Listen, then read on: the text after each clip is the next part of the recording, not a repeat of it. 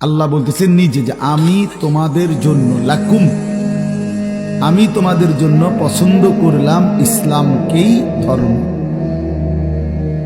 কতটা মহব্বত করে বলল আল্লাহ। বলেন বান্দায়, ইসলাম আমি তোমাদের জন্য পছন্দ করে দিয়েছি,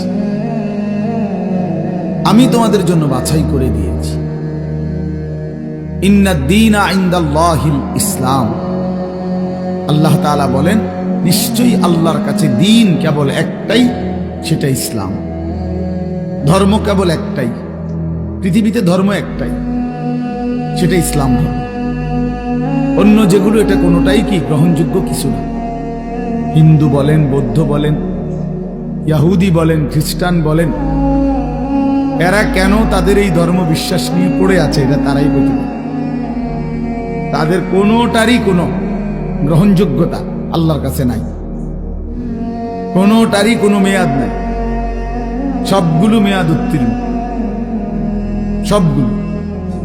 আসমানি ধর্ম যেগুলো, আসমানি কিতাব যেগুলো, সেগুলোরও মেয়াদ উত্তীর্ণ।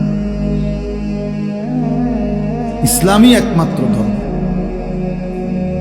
ওয়ামান ইয়াবতাগি গায়রাল ইসলামি দীনান ফালান ইউকবালা মিনহু ওয়া হুয়া ফিল আখিরাতি মিনাল খাসিরিন।